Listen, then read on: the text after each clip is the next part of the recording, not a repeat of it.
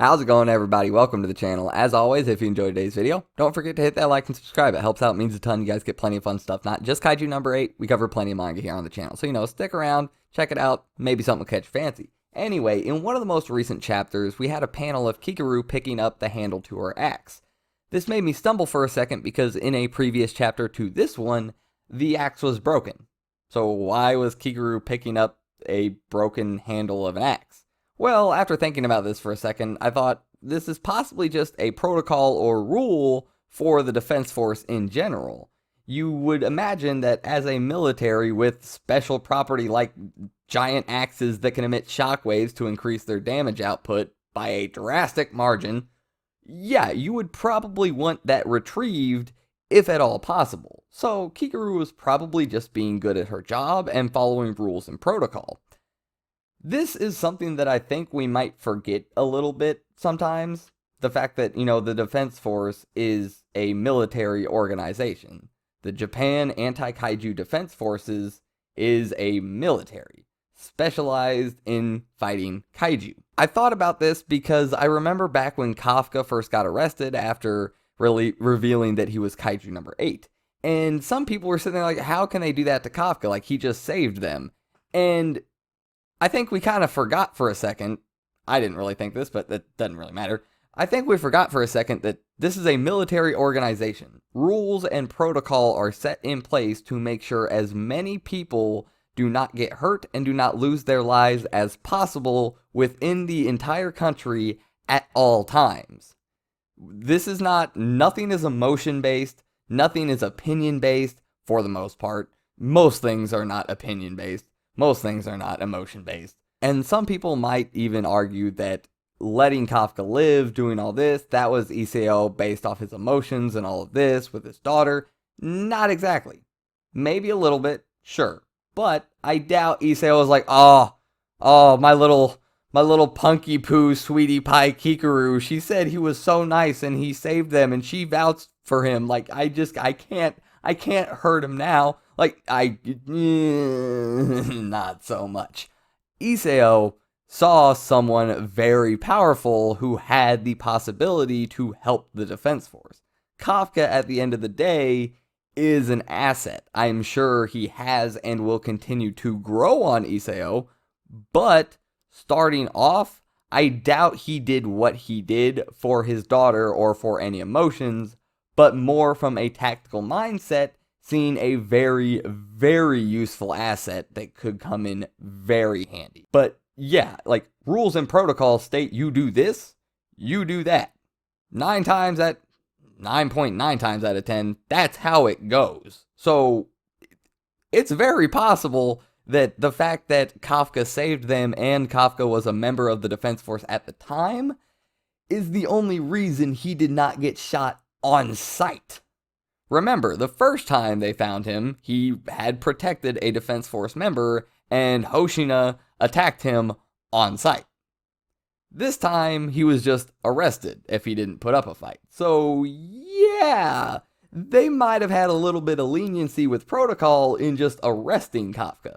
So, we need to remember this is a military at the end of the day. But yeah, thinking about different aspects of the defense force as a military, the fortitude level, actually, if I try to think about it in a real life kind of military government kind of scenario, the DEFCON levels from the United States military/government, I don't know which one it technically is part of. I guess technically both. They're all under the same umbrella. Anyway, DEFCON levels. State of emergency levels ranging from 5 to 1. 1 being the largest threat possible, the most emergent threat, and 5 being the lowest threat.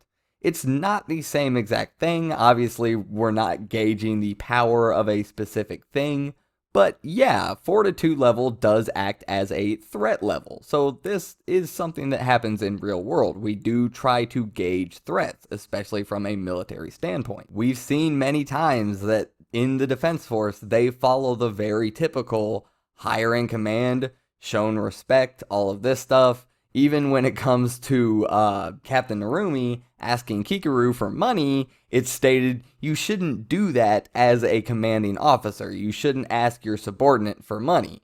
They follow these typical military style not even necessarily rules, but unspoken rules, unwritten rules, things you shouldn't do, ways you should act. Even in some of these most recent chapters, we've also seen Kikaru following a training regimen. This is not a training regimen she set for herself. She is not going to the gym on her own time in training. I mean, I'm sure she is doing that on the side, but she has a training regimen set with the rest of the platoon. The entire platoon goes out, trains as a unit in a military fashion. This is a military. So when decisions are made, emotion is one of the lesser things we should think about. It is more than likely decisions made through protocol, rules, trying to do the normal thing. Now, I'm sure being a shonen following the main characters in shonen tend to, get people to be a little bit more flexible with the rules. I mean, we are now officially fighting side by side with a kaiju. Not really something that happens within the rules of the Defense Force, but the main character of a shonen, Kafka, kind of got us to that point. But still, at the end of the day, most things are based off schedule, regiments, rules, protocols, logic, and facts. Emotions, who we like, who we don't like, not really the biggest deal. How we feel, not really the biggest deal. Now, obviously, when it comes down to a person-to-person basis and our individual relationships and relationships as teams and stuff, obviously, we have emotions between people and different characters. That is obvious. But the Defense Force, as a whole, in a bubble, is a military following rules and protocols. And I don't think we should really forget that at the end of the day. So yeah, I hope you guys enjoyed the video. I like to take a step back, actually look at the Defense Force as the military that it is, rather than just, hey, a bunch of friends doing kaiju killing and we get to watch it and it's super fun and awesome, yay. Like, it's, at the end of the day, military. Protocols, rules, do your job, preferably don't die. A lot of you are probably going to die. I don't know what to tell you. I apologize. You signed up for it. Especially you, sitting over there with, what, 3%? Kafka is about to catch you. Pick it up. Let's go. All right. Anyway, I'm going to get out of here. I hope you guys enjoyed. I'll see you next time. I'm out.